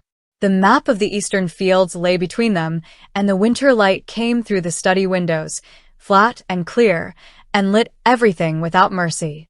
"I don't know what you want," she said. It was the truest thing she had said to him since the office on Carver Street. He was quiet for a long moment, and then, with the careful deliberateness of a man placing something fragile on a surface and not yet entirely sure it will hold. Neither do I. Not entirely. A pause. But I find that I am beginning to. She stood in the doorway of his study and felt the ground of their arrangement shift beneath her like ice in early spring. Not breaking, not yet, but no longer entirely solid, the structure of it altered by the seasons turning in ways that could not be reversed simply by wanting them to be. She should have said something practical. She should have retreated to the document in the locked drawer of her desk and reminded them both of its final paragraph, its clean and unambiguous terms, the agreement they had made in good faith with their eyes open. Instead, she said, "I will see you at dinner," and walked back down the corridor to the morning room and sat down at her desk and looked at the wall for a moment that was longer than she intended. Outside the study window, the frost on the east garden was beginning, in the thin December sun, very slowly to thaw. She noticed this. She wished, briefly and without real conviction, that she hadn't. Then she picked up her pen and went back to work. December deepened into itself with the particular resolve of a Derbyshire winter, which was not the picturesque, gentle cold of watercolor illustrations, but something more serious, a cold that had opinions, that came in off the moors with the weight of conviction behind it and settled into the stone of Gravenmore and stayed there. The fires burned higher. The windows gathered frost at their edges each morning, intricate and temporary, gone by midday. The grounds turned gray and silver, the formal garden geometries traced in frost, the rose arbors bare and architectural against the pale sky. Alara found she did not mind it. She had always preferred weather that committed to itself. She and the Duke had not spoken directly about the conversation in the study doorway. This was not avoidance, or at least not entirely. It was more that they had both, independently, and by some unspoken mutual recognition, arrived at the understanding that the thing between them was still forming, still in the process of becoming whatever it was going to be, and that pressing it before it had taken its full shape would be like pressing bread before it had risen, producing something collapsed and dense rather than what it was trying to become. So they let it alone. They continued their evenings in the library. They continued their dinners, which had grown gradually less formal. She had stopped sitting at the end of the table closest to her side of the house, and he had stopped pretending not to notice that she hadn't. They continued their occasional morning encounters in the corridor, which happened more frequently now than the architecture of their separate schedules strictly accounted for, though neither of them had made any explicit adjustment to cause this. What had changed was harder to name precisely. It lived in the small calibrations, the way he turned when she entered a room, not dramatically, not with any gesture she could point to, but with the quality of attention that reoriented itself toward her the way a compass needle reorients toward north, automatic and without apparent decision. The way she had begun to find herself, in the evenings, less interested in her book than in the particular set of his shoulders when something he was reading engaged him, the slight forward lean, the stillness that was different from his resting stillness, the occasional low sound of someone encountering an idea that mattered. She catalogued these observations and filed them in the part of her mind that was growing uncomfortably full. The withdrawal began on a Wednesday. She decided it with the same clean practicality with which she made all her decisions. She identified the situation clearly, assessed its trajectory, and determined the course of action most likely to produce a functional outcome. The situation was this. She was developing feelings she had contracted not to develop, in a direction she had agreed not to pursue, for a man who had been honest with her from the beginning about the limits of what he could offer. She respected honesty. She respected agreements. She respected, above all, the version of herself that did not require things from people who had already told her, in writing, that the things were not available. The practical response was to re-establish the distance that had, incrementally and without dramatic incident, been allowed to close. She began to go to bed before he came to the library. She began to take her mornings earlier, so that by the time his footsteps sounded on the stairs she was already at her desk, occupied, the morning room door not quite closed but not quite open. She kept dinner pleasant and unremarkable and ended it at a reasonable hour. She was not cold to him, she was not capable of coldness, and she was not interested in performing emotions she did not feel in either direction. She was simply carefully, deliberately less present. She noticed him noticing within 3 days. He said nothing. She had not expected him to. He was not a man who pressed, who pursued, who demanded explanation for the behavior of others. But she could see it in the quality of his attention at dinner, which had an additional searching quality, a faint perplexity beneath the composure, the look of a man consulting a map he had previously considered reliable and finding that a road he had been using has been quietly removed. On the 4th evening of her withdrawal, he appeared in the doorway of the morning room at 4:30 in the afternoon with a book under his arm and an expression of complete conversational neutrality that she had learned to distrust. "I found something in the library I thought you would find interesting," he said. He held out the book. It was a natural history volume she had not seen before, smaller than the usual estate library editions, the spine worn with age. "It belonged to my mother. She had a particular interest in botanical illustration. There is a section on the classification of alpine flora that I think is," he paused. "That is, I thought you would enjoy it." She looked at the book. She looked at him. She took the book, because refusing it would have required a conversation she was not ready to have, and opened it, and the botanical illustrations were extraordinary, precise and delicate, the kind that were made by someone who loved the thing they were drawing and wanted the drawing to be worthy of it. "It's beautiful," she said. And then, because she could not help it, she illustrated these herself? "Some of them," he said. "The ones in the margins." The formal plates were engraved professionally, but she added her own observations in the margins. In pencil. He paused. She was very precise. Alara looked at the penciled annotations in the margins, small, careful, the handwriting of someone who thought methodically. She felt something move in her chest that she did not examine. "She sounds as though she was remarkable." She was. His voice was quiet and matter-of-fact, the voice of someone who has made peace with a loss but has not forgotten the weight of it. He was quiet for a moment. "She died when I was 14. I have not shown that book to anyone." She looked up at him. He was standing in the doorway in the flat afternoon light, and his expression was the most unguarded she had seen it, not because he was performing openness, but because he had brought her something that mattered to him and was standing with the simple vulnerability of that act, the way anyone is vulnerable when they have offered something real and are waiting to see what is done with it. She understood, with sudden and uncomfortable clarity, what this was. It was not a declaration. It was not a crossing of the lines their agreement had drawn. It was something both smaller and more significant than either. It was a man who had decided, without announcing the decision, that she was someone he trusted with the things that mattered. Not all the things. Not yet. But this one. She looked back down at the book. "Thank you," she said, and meant it with a fullness she kept out of her voice.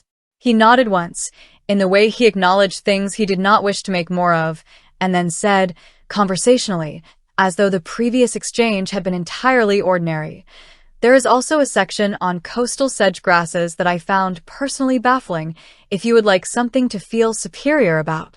She looked up at him sharply, and found, to her complete surprise, that he was watching her with an expression that had abandoned all its usual restraint, the fractional adjustment fully arrived at, entirely present, a real and undefended warmth in the gray eyes that she had not seen there before, and that struck her, in the moment of seeing it, with the force of something she had not known she was waiting for. She laughed. It came out before she could moderate it, a real laugh, not the social variety, sudden and genuine and slightly surprised at itself. Something happened in his face when she laughed.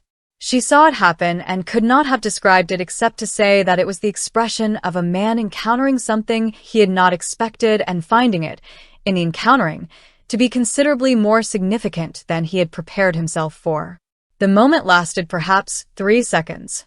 Then his expression settled back toward its usual composure, but the warmth did not entirely leave it, and they were standing in her afternoon morning room with the botanical book between them and the winter light on the floor between them, and absolutely nothing resolved, and both of them knowing it. "I will leave you to read," he said. "Thank you for bringing it," she said. He left. She listened to his footsteps down the corridor, unhurried, the familiar rhythm of them, and she sat with the book in her hands and the laugh still somewhere in her chest and the warmth of the thing that had happened in his face, and she held all of it very carefully, the way one holds something fragile that one has no safe place to put down. She had been withdrawing. She had been doing it correctly, methodically, for good and sound reasons. She looked at the penciled annotations in the margins of his dead mother's book, left there by a woman who was precise, and she thought about what it meant that he had walked down the corridor and held it out to her as though it were a perfectly ordinary thing to do. She stayed with that thought until the winter light faded from the floor. Then she went to the library. He was already there. He did not look surprised. He said nothing about the preceding days, or about the book, or about the laugh, or about any of the things that lived in the space between what their agreement said and what the afternoon had been. He simply moved his papers fractionally to the left, making room on the central table, in a gesture so small it could have meant nothing. She sat down across from him. It meant everything. The invitation arrived on a Monday, which was, Alara would later think, entirely the wrong day for something that would unravel everything. Mondays at Gravenmore had a particular quality she had come to value, a quiet industriousness, the week beginning with the steady rhythm of the estate's business, correspondence sorted, accounts reviewed, the household moving forward with the purposeful efficiency that she had come to think of as the house's most natural state. Mondays felt solid. They felt like ground that would hold. The invitation was from Lord and Lady Ashworth, whose estate at Millfield sat 12 miles north and whose winter ball was, by the consensus of county society, the social event of the season. It was addressed to the Duke and Duchess of Ashford, which was unremarkable. What was remarkable was the smaller card tucked beneath it, written in a hand Alara did not recognize and did not need to, the handwriting of someone who had learned that elegant penmanship was a form of performance, each letter placed with the conscious grace of a woman who understood that even small things could be made into a kind of beauty. Lady Cecily had written to say that she hoped they would attend, that it would be such a pleasure to see them both, that the Ashworths were particular friends of hers and had been kind enough to extend the invitation at her suggestion. Alara read this twice. She placed it on the desk. She looked at it for a moment with the clear, steady attention she brought to problems that required accurate assessment rather than immediate reaction. Then she went to find the Duke. He was in the stables, which he visited each morning with the regularity of a man for whom the horses were not merely property, but company of a particular uncomplicated kind that he found restoring. She had learned not to interrupt the stable mornings unless necessary, and she had developed, without intending to, a reliable instinct for what constituted necessary. This constituted necessary. She waited at the stable door. He came out after a few minutes, pulling on his gloves, and stopped when he saw her, not with surprise, exactly, but with the alertness of someone who has learned to read the quality of a person's stillness. She held out the invitation. He took it, read the smaller card, and was quiet. "We don't have to go," she said. "It is the Ashworth ball," he said. It was not an answer to what she had said, but it was an answer. The Ashworth ball was precisely the kind of event that their agreement's 12 social engagements had been designed to include, the kind of event that a Duke and Duchess of Ashford attended because absence would be noted and noted absence would be discussed, and discussed absence would become a story, and the story would be less comfortable than the attendance. "I know," she said. He looked at the smaller card again. Something moved through his expression that she watched without commenting on. A brief, tightly controlled weather system, present, and then gone. "She is managing the situation," he said. "The invitation at her suggestion. Being seen to facilitate our attendance. It positions her as," he stopped, "as someone with nothing to conceal and no particular interest beyond courtesy." Alara finished. "Yes. I noticed." He looked at her. "You don't have to come. I am your wife," she said. "Attending social events is in the contract." She paused. "I will come." Something crossed his face that she could not name. He nodded once and went back toward the house, and she fell into step beside him, and they walked back across the frost-hardened gravel in the thin January morning without speaking, and she was aware, as she was increasingly aware of these things, of the precise distance between them. Close enough for courtesy, not close enough for what they actually were to each other, whatever that currently was. The ball was on a Friday. They traveled to Millfield in the carriage as dusk was settling over the moors, the sky the particular bruised gold of a winter sunset, the inside of the carriage lit by its small lamp. She wore sapphire blue. Agnes had been quietly insistent about it, with the unshakable conviction of someone who understood color and bodies and occasion with a certainty that Alara respected and generally deferred to. She had looked at herself in the glass before descending and thought that she looked, if not beautiful in the celebrated sense, then entirely and uncomplicatedly herself, which she had decided some time ago was the better thing to be. He had looked at her when she came down the stairs in a way that he then did not look away from for a moment longer than he had apparently intended, and then he had said, very quietly, that the color suited her, and handed her into the carriage, and they had not discussed it further.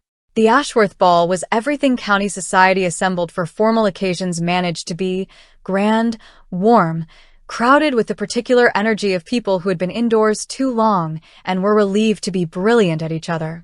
The rooms were full of candlelight and music and the accumulated conversational noise of 300 people all being charming simultaneously. Alara moved through it at the Duke's side with the practiced ease she had been developing across the preceding weeks, the two of them functioning, she thought, with the natural coordination of people who had learned each other's rhythms, she sensing when he needed to be engaged by conversation and when he needed an exit from it, he appearing at her shoulder with the quiet reliability she had stopped being surprised by. Lady Cecily found them within the first hour. Of course she did. This was, after all, an evening she had arranged. She was in ivory silk, her golden hair dressed with seed pearls, and she was on the arm of a tall man Alara did not recognize, who was introduced as Mr. Hartley, a friend of the Ashworths from London, and who appeared to be genuinely charmed by Lady Cecily without being aware of the architecture of the evening around him. Lady Cecily greeted them with the full warmth of her social manner, both of them, impeccably, no inflection of priority, and said all the correct things and made all the correct inquiries and was, Alara thought, performing a perfectly calibrated version of the woman she wanted to appear to be.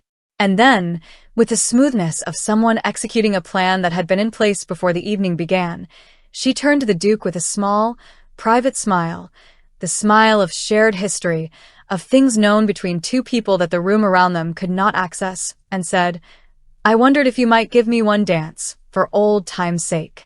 I promise I am not as dangerous as I used to be. The room did not stop. No one was listening. The request was made quietly, socially, with perfect plausible innocence. Alara watched him. She watched him do the things she had seen him do in the difficult moments, the interior gathering, the composure assembled against the pressure of a feeling she could not see but could identify by its effect on his stillness. She watched him process the request and everything that existed beneath it, the history, the scar, the public dinner party 4 years ago and the letter from Bath and the card tucked beneath the invitation, and she watched him arrive at the edge of a decision. He looked at Alara. It was only for a moment, a brief, checking glance, the kind that sought something without making explicit what it was seeking. She met it with the steady, neutral expression she had perfected over months of being a woman who did not show what she felt when showing it would complicate things. She gave him nothing to read. Not because she did not have a response. She had a response that was residing in her sternum with the specific density of something that had been compressed under pressure, but because she had agreed, in writing, not to make claims on him. She had agreed, and she honored her agreements, and she was not going to stand in a ballroom and be the reason he could not navigate his own history on his own terms. She looked away first. He danced with Lady Cecily. It was one dance. It was entirely proper. Nothing about it was remarkable to anyone in the room except Alara, who watched it from a conversation she was maintaining with two perfectly pleasant women whose names she would later realize, unable to recall. She watched the way Lady Cecily moved with the practiced grace of someone who had always known how to occupy a man's full attention, and she watched the way the Duke's face did the thing it did when something required him to be present in a way he hadn't entirely chosen, and she felt the compressed thing in her sternum do something she did not have accurate words for. Mr. Hartley appeared beside her and asked her to dance, because he was a polite man navigating the evening without full information, and she accepted, because refusing would have required explanation, and she danced a country set with a perfectly pleasant stranger and was, she thought, entirely composed throughout. She was less composed in the carriage home. Not visibly, she was never visibly less composed. But he had been quiet from the moment they entered the carriage, the quiet of someone turned inward, managing something interior, and she had matched his quiet because matching it seemed right, and then the quiet had extended past the point of being about consideration and become something that felt, in the small rocking space of the carriage, uncomfortably like distance. He spoke first. "I should not have danced with her." "You are free to dance with whoever you choose," she said. The words were true and sounded wrong. He turned from the window. "That is not," he stopped. "You looked away." "I beg your pardon?" When she asked, "You looked away." His voice was carefully level and carried beneath the levelness something uncharacteristically exposed. "I was looking at you, and you looked away." She held his gaze. Her heart was doing something she wished it would stop doing. "What would you have had me do?" "I don't know," he said. "Something. Anything." A pause, and then, with the quality of something that had been held for some time and was being released without full intention, "I find that I am very tired of not knowing what you are feeling." The carriage rocked gently on the dark road. The lamp swayed. Outside, the moors were black and starless. "You know what I am feeling," she said, and her voice was quieter than she intended. "You have known for some time." His expression changed. She watched it change and could not look away from it. The composure moving, the control she had watched him maintain for months shifting like ice, not breaking but cracking, the gray eyes showing something beneath them that was real and unmanaged, and looking at her with a directness that was the most frightening thing she had seen from him, because it was the most honest. "Ilara," he said. Her name, which he almost never used. Just her name, nothing attached to it, but spoken with the weight of everything that had been building in the library and the corridors and the morning room and the study doorway since November. She made the mistake, then, of being honest. Not in words. She was saved from words by the particular mercy of the moment, or undone by it. She was not sure which.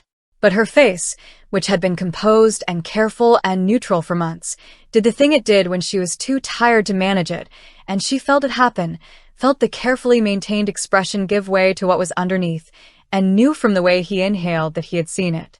"I cannot do this," she said. She said it quietly, and she meant the opposite, which was the most dangerous kind of statement. He knew it. She knew that he knew it. "Ilara." "I am honoring the agreement," she said. Her voice was steady, and she was proud of this, and she hated that she was proud of it. "I am doing what we said. I am asking you to do the same." She looked at him directly, because looking away was what had started this, and she was not going to look away again. "We said, very clearly, what this was. And it has become." She stopped and gathered herself, and said the most difficult true thing she had said since Carver Street. "I cannot continue on the current trajectory and remain in compliance with what we agreed." The carriage was quiet. He was looking at her with the expression of a man who has been handed the exact terms of what he is losing in the moment of losing it. "So I am returning," she said, "to the original terms. And I would appreciate it if you would do the same." He said nothing. The lamp swayed. The moors moved past the dark window.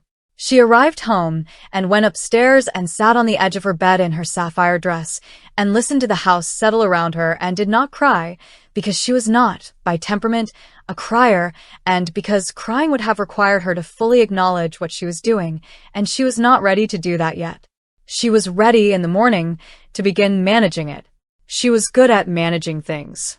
She was better at it than almost anything else. She did not go to the library the following evening. Or the one after that. Or the one after that. On the fourth evening, she sat in her study and listened, with the involuntary acuity of a woman who had learned the sounds of a house to its finest detail, and heard him go to the library alone, and heard the door close behind him, and heard, in the silence that followed, the quality of a house that had gone back to holding its breath. She had done this. She had done it correctly, practically, in full accordance with what was right and agreed and sensible. She sat at her desk and told herself so, with the focused and systematic conviction of a woman who was almost certain she had just made the worst decision of her life. She was gone by the following Thursday. Not from Gravenmore entirely. She was not dramatic, and she had nowhere to go that would have made the going feel like anything other than what it was.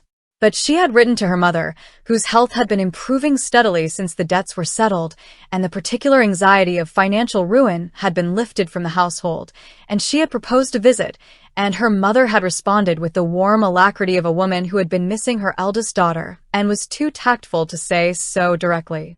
Alara packed a sensible amount, instructed Agnes about the management of the East Wing in her absence, informed Mrs. Caldwell of her plans with the brisk practicality of someone tying up loose ends before a journey, and told herself, with the methodical conviction she brought to all difficult things, that a fortnight away from Gravenmore was a reasonable and sensible course of action, and had nothing to do with the fact that she could not continue sleeping in the same house as a man she was in love with while pretending, with increasing unsuccess, that she was not.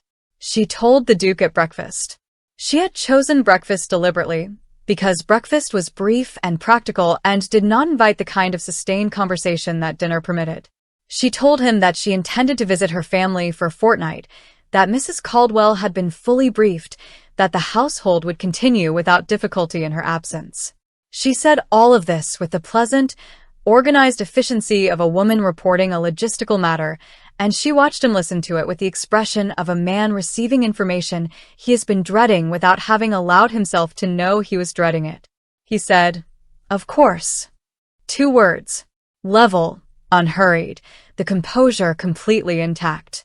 She had expected nothing less and found, when it came, that nothing less was considerably harder to bear than she had anticipated.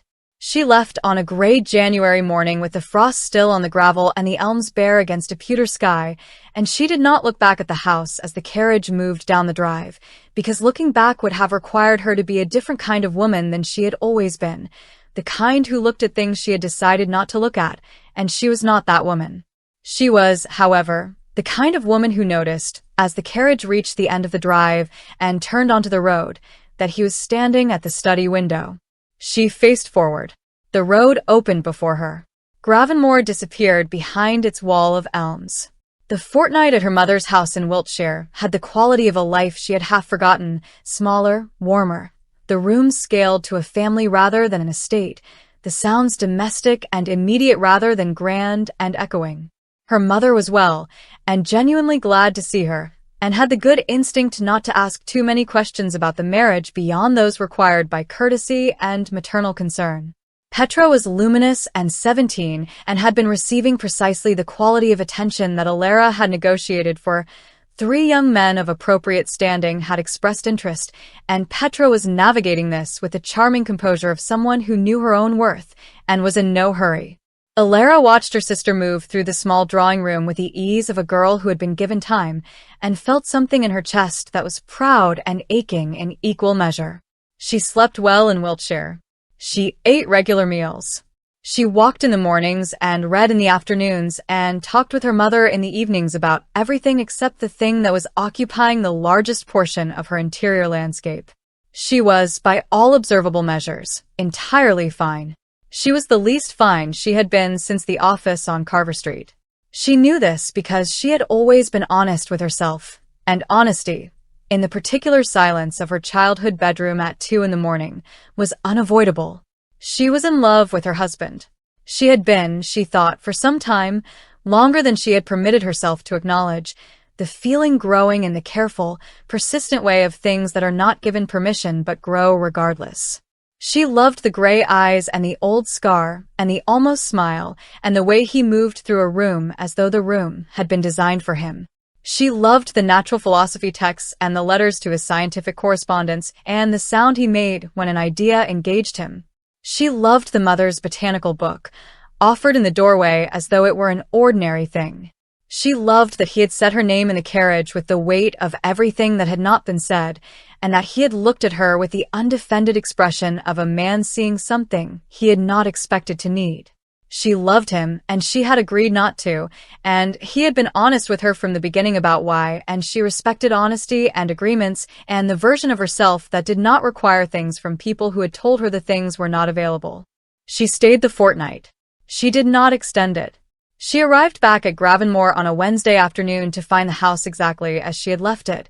The fires burning, the staff in their correct places, Mrs. Caldwell emerging from the direction of the kitchen with the expression of a woman who was glad to have her back and was not going to make an occasion of it. Agnes unpacked her things with efficient warmth. The east wing was as she had left it. The books on the shelves above the study desk, the plain gold ring on the chain she had been wearing it on since the morning she left, having taken it off her finger for reasons she had not examined closely. She put it back on her finger that evening. She went to dinner. He was not there. Mr. Gibbons, with the careful neutrality of a butler who had worked at Gravenmore long enough to know when to offer information and when to offer only service, informed her that the Duke had gone out that afternoon and had not yet returned. She ate alone for the first time in months and found that the dining room was considerably larger than she had remembered it being. She went to the library afterward, because she needed the books and because the library was hers as much as his, and she was not going to cede it, and she took her chair by the fire and opened her book and was staring at the same paragraph for the third consecutive time when she heard the front door and footsteps in the entrance hall and the low exchange between the Duke and Mr. Gibbons, and then silence. She returned to her paragraph. The library door opened. He was still in his outdoor coat, which meant he had come directly from the entrance hall without stopping, which was not his habit.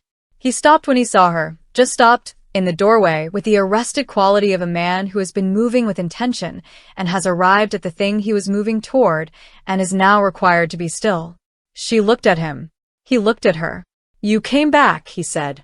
"It was a fortnight," she said. "I said a fortnight." "I know what you said." He came into the room but did not go to his usual place at the central table. He remained between the door and the shelves, in the amber lamplight, still in his coat, with the expression she had last seen in the carriage on the dark road home from the Ashworth ball, unmanaged, undefended, the composure present but thin, like ice that has been tested and is reporting its own structural uncertainty. "I want to say something." She set down her book. "Then say it."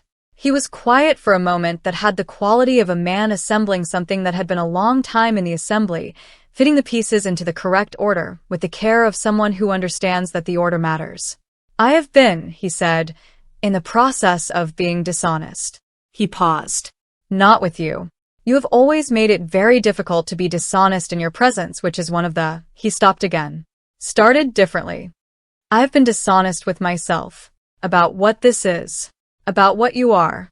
About what has been happening in this house since November, which I have been observing and cataloging and refusing to name, because naming it required me to accept that the thing I built this arrangement to prevent had happened regardless." She was very still. The fire crackled. The lamplight held steady. "The arrangement was designed," he said, "to keep me safe. I was explicit about this. I told you what the terms were, and you agreed to them, and I told myself that the terms were sufficient protection, that the distance was manageable, that I was not in danger." He looked at her, and the gray eyes were direct and unshielded, offering her the full and unguarded thing that lived behind them. "I was wrong." She said nothing. She understood that this was a thing that needed to be said completely before she was permitted to respond. "I watched you leave on Wednesday morning," he said. "I stood at the study window and watched the carriage go down the drive, and I had the specific and entirely unacceptable experience of understanding, at the precise moment it was no longer actionable, that I had allowed you to leave without telling you the truth." He paused. "I do not intend to make that mistake again." "What is the truth?" she asked. Her voice was steady. She was extraordinarily proud of this. He crossed the room, not to his table, to her. He stopped to measure distance from her chair and looked down at her with the full and undeflected attention of a man who has decided to stop protecting himself and is now required to live with the decision. "The truth," he said, "is that I have been in love with you since approximately the evening in November when you told me that taxonomy was satisfying because there was something reassuring about the project of naming and organizing the world."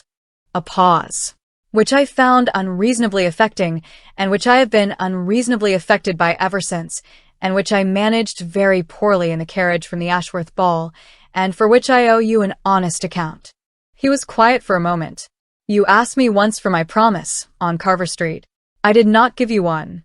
I gave you instead the statement that I had never been in danger of loving anyone, which was at the time entirely true and is now entirely false, and I believe you deserve to know that.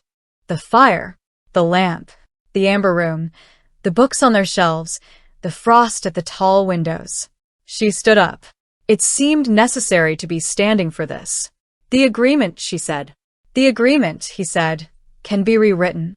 You were very clear," she said, "about why the original terms existed. I was." He held her gaze. "I was also, as I have just acknowledged, wrong about whether they would hold. The terms existed to protect me from something that happened regardless." A pause. "I find that I am less interested in the protection than I was. I find that I would rather have the thing." She looked at him, the scar in the lamplight, the gray eyes, fully present, asking her something that his words had already made explicit, but that his expression was asking again, more quietly, in the language he was most fluent in, the language of what he showed without meaning to, of what she had been reading for months in the fractional adjustments and the almost smiles and the way a room rearranged itself around him. "I love you," she said. She said it simply, without decoration, the way she said all true things. "I have been considerably less successful at not doing so than I intended." Something happened in his face that she had never seen from him, not the fractional adjustment, not the almost smile, not the unguarded warmth of the afternoon with the botanical book. Something larger and less managed, a real and complete expression, the face of a man who has been given something he had decided he no longer had the right to want. He reached out and took her hand. Not dramatically, simply, deliberately, with the care of someone handling something that matters. His hand around hers, warm and certain, the plain gold ring between them. "I would like," he said, "to renegotiate the terms." She looked at their joined hands. She looked at him.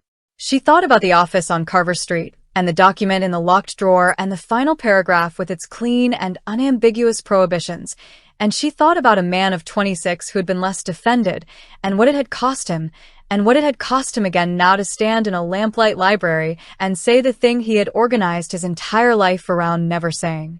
"On what terms?" she asked. "Simple ones," he said. "No contract. No conditions. No final paragraph." He paused. "Just this." She looked at him for a long moment, the full, clear-eyed look of a woman who was assessing nothing, for once, because there was nothing left to assess, the picture finally complete, every variable finally named. "Just this," she said.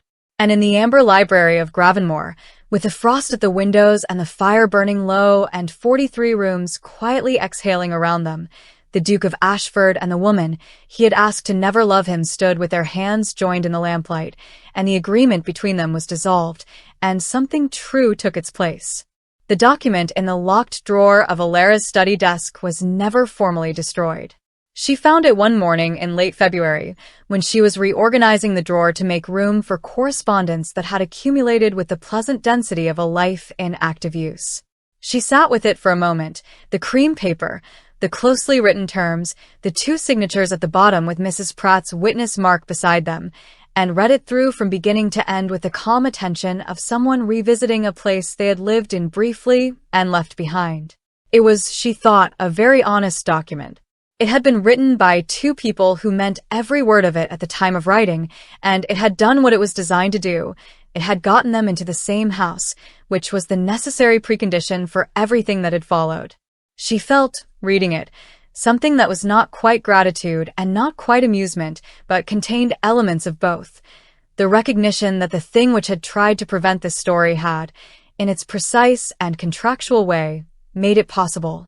She folded it carefully and put it back in the drawer and turned the key. Some documents deserved to be kept, not as contracts, but as evidence of where you had been. Spring came to Gravenmore with the particular conviction of a Derbyshire spring that has earned itself after a hard winter, suddenly, abundantly, the grounds going from frost gray to green in what seemed like the space of a week, the formal garden erupting with the determined cheerfulness of bulbs that had been waiting underground with great patience and were now, finally, making their position known. The rose arbors, which had been bare and architectural all winter, began to put out their first tentative growth, and Alara walked among them on a March morning with her hands in her pockets and the pale sun on her face, and felt something she recognized, after a moment's consideration, as uncomplicated happiness. This was, she noted, a novel experience. She had felt contentment before and satisfaction, and the particular warmth of things correctly managed. But happiness of the uncomplicated variety had always seemed to her somewhat beside the point, a pleasant surplus, available to people whose primary business was attended to and whose emotional ledgers were in some kind of surplus. She had always had too many primary businesses and too many debts of various kinds to attend to happiness as a project in itself. She was attending to it now and finding it, to her considerable surprise, not difficult at all. The 12 social engagements per year were observed as agreed, though the agreement they were now observed under was a different one entirely. Not the formal calendar of a contractual arrangement, but the natural rhythm of a household that was part of its community, that opened its doors because it wanted to, that could be counted on to have its fires lit, and its rooms warm, and its hostess present in the way a person is present when they are genuinely glad to be somewhere. Gravenmore had fully exhaled. The closed rooms were opened, one by one, over the course of the spring, not all at once, not with ceremony, but in the gradual way of a house reasserting its nature.